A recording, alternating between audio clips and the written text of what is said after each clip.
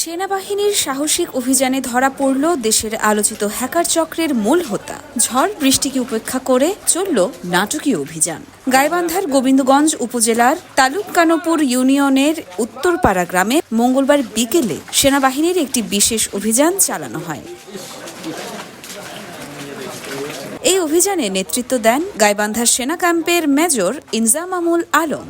প্রবল ঝড় ও বৃষ্টির মধ্যেও সেনাবাহিনীর দলটি বিশেষ অভিযান চালিয়ে গ্রেফতার করে দেশের আলোচিত হ্যাকার চক্রের মূল হোতা পলাশকে। পলাশকে গ্রেফতার করা হয় তার শ্বশুরবাড়ি থেকে। একই অভিযানে ধরা পড়ে তার 3 সহযোগী আবু সাইদ লিটন, সুমন মিয়া এবং সাইদুল।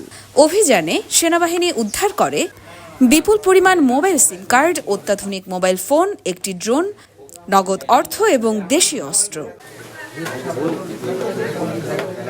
সেনাবাহিনী ও পুলিশের সূত্র জানিয়েছে, পলাশ ও তার দলটি ফেসবুক আইডি হ্যাক, বিকাশ ও নগদ অ্যাকাউন্ট হ্যাক এবং নানা ধরনের অনলাইন আর্থিক জালিয়াতি করে আসছিল বহুদিন ধরে। তাদের বিরুদ্ধে দেশের বিভিন্ন থানায় বিভিন্ন প্রতারণার অভিযোগ ও মামলা রয়েছে।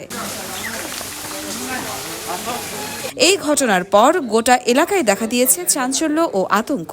আটক 4 জনকে বর্তমানে থানার হেফাজতে হস্তান্তর করা হয়েছে। অনলাইনে নিরাপদ থাকতে চাইলে সচেতন থাকুন। অপরাধীদের চিহ্নিত করতে সেনাবাহিনীর এই উদ্যোগ অবশ্যই প্রশংসনীয়। ইয়র্মা শায়ের জাহান, দেশকাল নিউজ।